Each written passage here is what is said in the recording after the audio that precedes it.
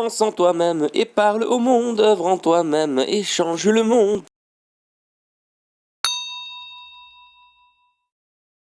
Mais c'est quoi une conversation normale, Nalini? C'est parler de la pluie et du beau temps. Tous les couples devraient parler de ça, toutes les familles devraient parler de ça. On peut parler de ça sans que tu le partages. Ben, à mon idée, c'est ce qu'on se doit et dont on a la mission de partager. Pourquoi? Parce que la télé ne le fera pas, la radio ne le fera pas, et les gens eux-mêmes n'oseront pas encore le faire.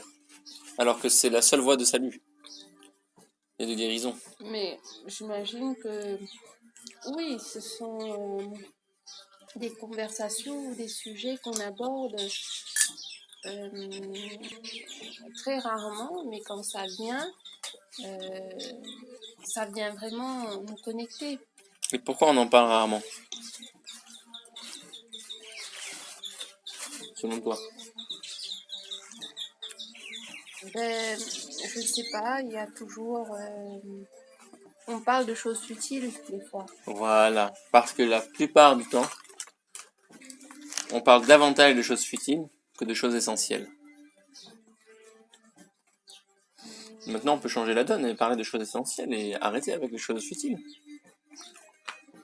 Parce que de toute évidence, on connaît autour de quoi tournent les choses utiles, les choses futiles. Ça tourne autour de ce qui nous semble utile mais qui l'est pas, justement.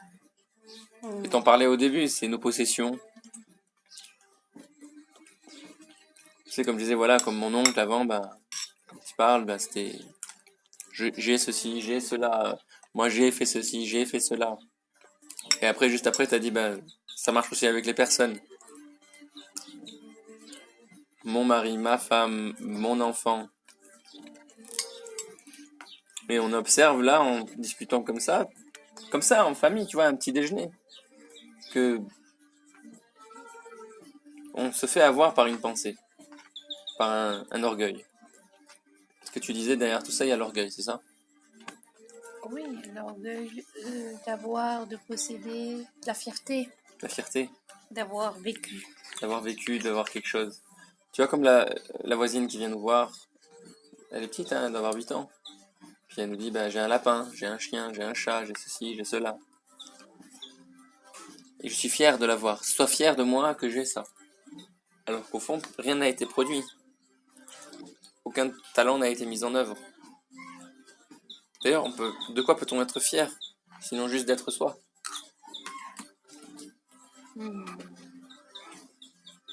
On croit que c'est philosophique tout ça, c'est trop philosophique. Alors qu'en fait, ça conditionne toute notre vie. Au fond, si on avait plus de conversations comme ça, toute la vie serait transformée. D'ailleurs, il me semble que pour nous, elle l'est. Oui, parce qu'on se permet de parler de ces choses-là. Oui. Pour nous, c'est essentiel, c'est important. Déjà, on n'a pas la télé. Du coup, on ne peut pas voir les infos, les JT et toutes les émissions débilisantes qui s'y produisent.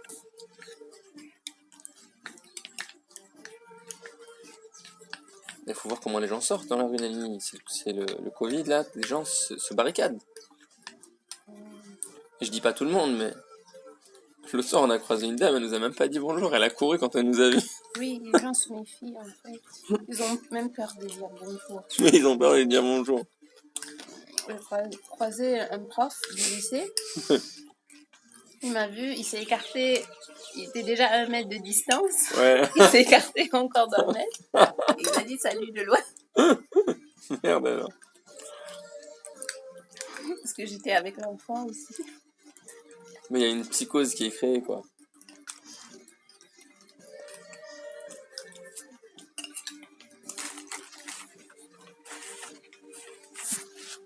Je dis pas qu'il faut pas se protéger, mais quand même, tu vois bien que l'attitude est conditionnée par une peur qui a trotté dans la tête. Mais on dirait bien que Naini, l'orgueil dont tu parlais, l'objet de ses convoitises soit toujours à l'extérieur. Pourquoi tu rigoles? Non, j'étais en train de... Tu pensais quoi? Non, pas rien à ce que tu es en train de dire. Hmm.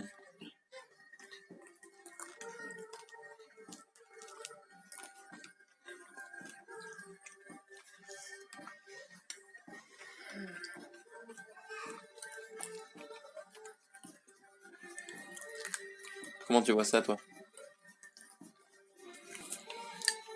Parce qu'il n'y a pas d'objet intérieur de convoitise pour l'ego. Il n'y a pas, il y a aucun objet de convoitise, quelque chose que l'ego veut, et qui soit à l'intérieur. S'il veut un peu d'esprit ou de spiritualité, il le voudra juste pour apparaître spirituel. Pour ressembler à quelque chose de spirituel. Devenir un maître que tout le monde respecte. Hmm. Toujours extérieur. Rien d'intérieur.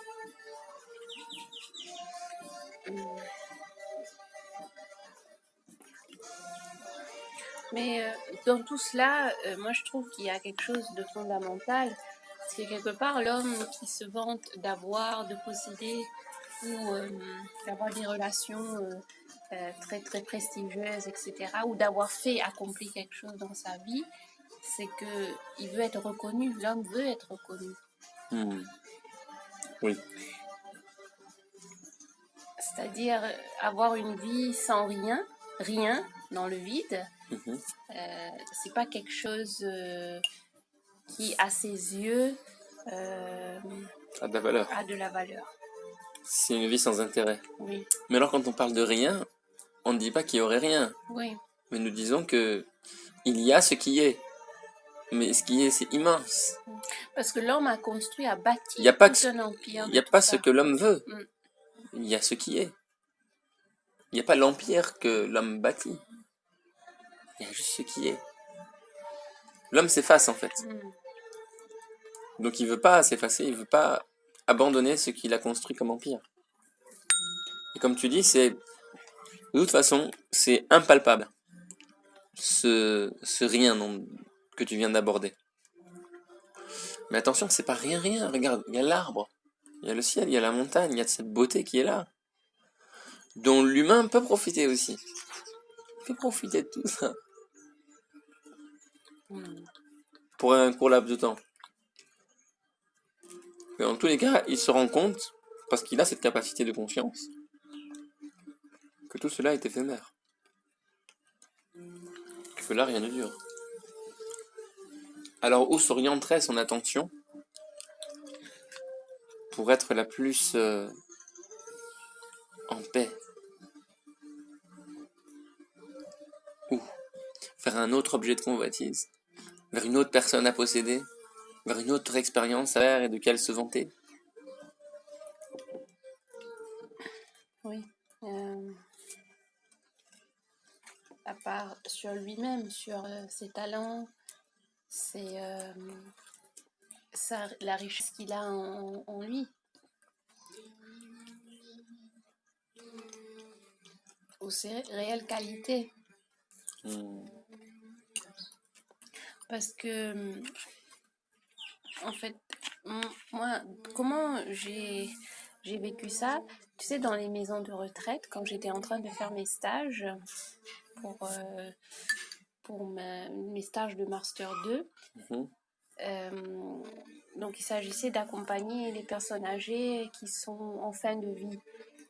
Et c'était donc de faire un moyen de les accompagner, c'était de faire des récits de vie thérapeutiques. Oh, j'adore ça. Continue. Ben, en quelque sorte, c'est ça, tu vas voir la personne, c'est un lien qui se crée parce que la personne, il est enfermé dans sa chambre. Mhm. Déjà, il sort pas, il voit très peu de monde à part les soignants qui viennent lui apporter le repas, lui faire les soins, etc., les infirmiers, les soignants. Tu veux dire qu'il est confiné? Oui. Et à part, il n'y a personne comme autre personnel médical qui vient le voir. Mhm. Et dans la semaine, il reçoit 1 ou 2 fois la visite de sa famille, ou des fois, il y a des personnes âgées qui n'ont même pas de famille. Mhm. C'est-à-dire, il n'y a personne qui vient les rendre visite. Mhm. Et après, donc, qu'est-ce qui pourrait on va dire, les faire revivre? Parce que c'est une vie monotone. Oui, Et donc, c'était faire les récits de vie, oui, les inciter à parler oui. de leur vie passée. Mhm. Et là, ils commençaient à raconter voilà, tout ce qu'ils avaient fait, tout ce qu'ils possédaient. Ouais. Et maintenant, ils n'ont rien. Ouais, j'ai eu ça, j'ai fait Oui, ça. oui, Il y avait mon mari, ma femme, mon oui, machin, mes enfants, mes oui, petits-enfants. oui, Bon, une fois qu'il a dit tout ça, qu'est-ce qui oui. s'est passé? À la fin, On se rend compte qu'il a rien. hum, oui, Plus mais rien de non, tout mais ce qu'il a eu. avant d'arriver à rien, Mhm. il y a certaines personnes qui sont toujours dans cette illusion. J'ai fait tout ça, j'ai accompli, j'ai eu des enfants qui ont des enfants, j'ai des petits-enfants. Ils sont toujours attachés à cela. Oui. Ils disent je suis ça. Même si aujourd'hui, ils se retrouvent seuls dans une chambre de maison de retraite. Mhm. Et On trouve un sens d'existence oui, à travers ces récits qui ne sont plus. oui. Ils ont le sentiment d'être valorisés en parlant d'eux-mêmes, Oui. Et toi, d'elles-mêmes. comment tu vois ça? Ou quelle a été l'évolution de ta perception par rapport à cette expérience? Mais moi, la partie qui me plaisait, c'était d'aller les voir et de passer du temps avec ces personnes-là. En tant que psychologue et ontologue. Oui, ben j'étais encore en formation. Hmm. C'est avoir une conversation avec ces personnes. Hmm. En fait, pour eux, c'était pas rien d'avoir quelqu'un pour pouvoir parler, d'avoir quelqu'un pour les écouter, Mais est-ce que pour c'est se l'écoute confier. dans la présence qui leur apportait plus, ou le sens d'existence qu'ils trouvaient en répétant le passé? C'est plus l'écoute dans la présence. L'écoute dans la présence Ouais, de la personne qui est là. ouais. Le reste n'était qu'un prétexte, on dirait. Oui, si tu veux. C'était juste un sujet de conversation. C'est pas si je veux, c'est est-ce que tu l'as vécu comme ça, toi? Non, c'était plus un sujet de conversation. Mais parler de soi, parler de sa vie, parler... Ça aurait pu être un autre sujet, Oui, ça aurait pu être plus profond, plus essentiel, Ouais. n'est-ce pas? Mais ça ne dépend que de celui qui guide la conversation.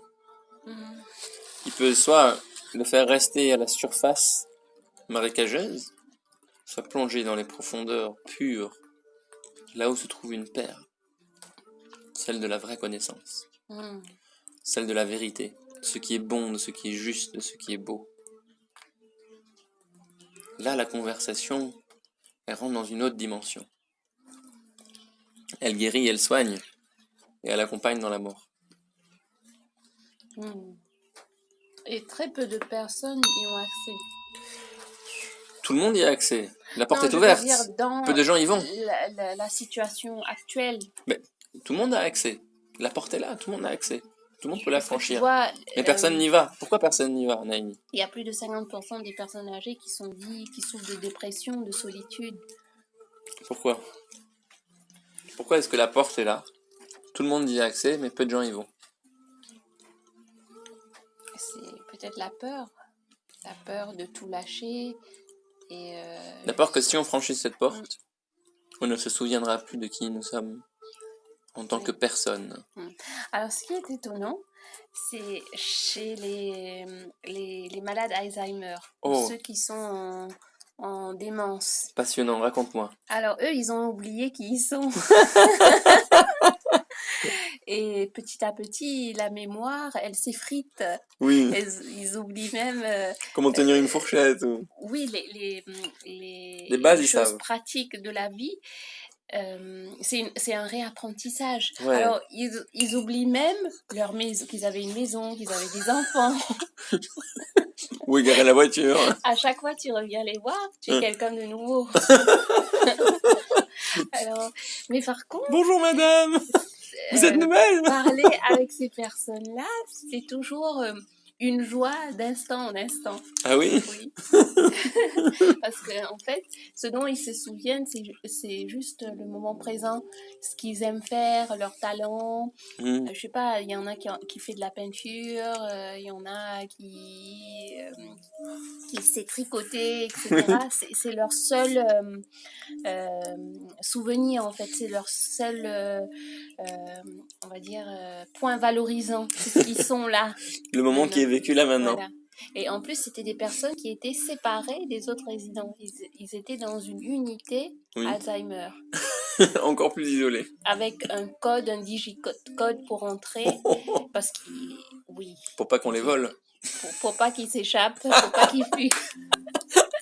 Oui, parce qu'ils se rappellent plus. Oui. Ça se trouve, ils se sentent dans la peau d'un Faut pas enfant qu'ils de s'en- 8 ans. Oui. Et puis ils se disent, je vais aller à l'école. Oui. Aujourd'hui. Non, pour pas qu'ils s'en vont et ils oublient de revenir. Ah oui, c'est vrai. Et on les retrouve à un arrêt de Oui. bus.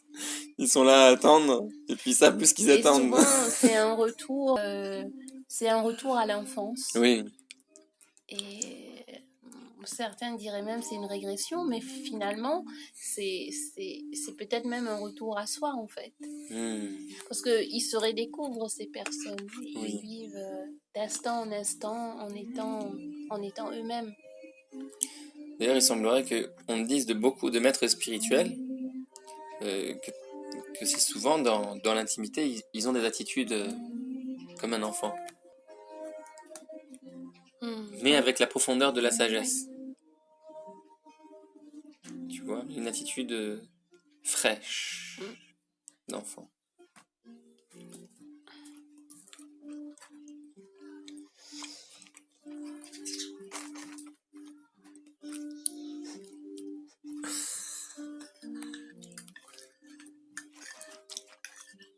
Je sais ce que tu te dis.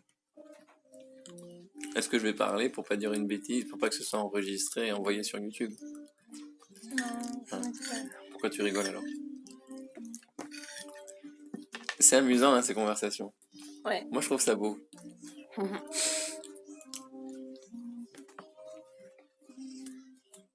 Je trouve ça beau. On est comme dans une scène de la vie où la table est dressée devant nous. Il ne manque de rien. Et nous avons le choix de nous orienter d'un plat à l'autre. Et puis, des conversations, pareil, on peut s'orienter d'une conversation à une autre. Certains autour de la table parlent de leurs intérêts personnels, de ce qu'ils vont vendre, de comment ils vont convaincre et persuader d'autres. Tandis que d'autres vont être dans leur tristesse, dans la superficialité de leur déboire. L'un dans la superficialité de ses boires, et l'autre dans ses déboires. Mais autour de la table, il y aura toujours une personne qui va sentir qu'il y a quelque chose qui cloche là-dedans. Qu'on peut pas juste en rester là. Tu vois? Il y a une lassitude de tout ça. Il ne peut pas se satisfaire de tout ça, donc il va plonger. Déjà en lui-même. Et puis de lui-même, va y avoir des discours qui vont naître et émerger depuis son cœur jusqu'à sa bouche. Alors il va en parler à son voisin autour de la table. Bien entendu, le voisin, étant dans la superficialité, rend compte qu'il y a une profondeur. Alors, il est tenté de plonger. Et un à un, tous ceux qui sont autour de la table plongent. Plongent avec lui. C'était ça le dernier repas de Jésus. C'est un plongeur. Les autres, c'était des suiveurs. Certains n'avaient pas encore plongé. Ils pensaient qu'ils y étaient parce qu'ils faisaient partie de la bande. Mais ils ne savaient pas qu'ils y étaient pas. Par exemple, Pierre ne savait pas qu'il n'était pas encore réalisé. Il pensait, bon, on fait partie de la bande à Jésus. Et du coup, c'est bon, tu vois, l'affaire est close. Et le jour où il lui a dit, ben, maître, je te protégerai jusqu'au bout, jusqu'à même donner ma vie. Et Jésus lui a répondu, tu parles, au 3e chant du coq, tu m'auras renié 3 fois. Et quand Pierre a vécu cette prophétie, c'est-à-dire, tu vois, le coq chant, on était en train d'emporter Jésus, et on lui dit, ben c'est toi, on l'a vu avec lui. Il a dit, non, moi je connais pas cet homme. Il a renié une fois. Si, on t'a vu avec lui. Tu faisais partie de sa bande. Mm. T'étais même le plus fier. Non, non, je le connais pas. Moi, je sais pas qui est cet homme. Emmenez-le. Écoute, dis-nous si tu es de ceux qui le suivaient. Et puis, il n'y aura pas de problème. On te tuera avec lui. Il a dit non. Emportez-le, moi, j'ai rien à faire avec ces affaires. Et là, le coq chante. Et quand le coq chante et que son regard tombe dans le regard du maître, il comprend qui il est. Il comprend qu'il est médiocre, qu'il est bas, qu'il est petit, qu'il est juste au début du chemin. Là commence la réalisation. Tu vois, le cheminement, le parcours initiatique de l'individu vient dans son repentir. Dans un moment de sa vie où il peut être fier de rien en fait. Il peut avoir honte de tout, mais être fier de rien. Il a même honte de la honte de l'humanité. Tu vois? Parce qu'il le prend à lui, il le voit en lui. C'est pour ça que ces conversations-là, on peut les continuer. Au lieu de rester là à s'entretuer.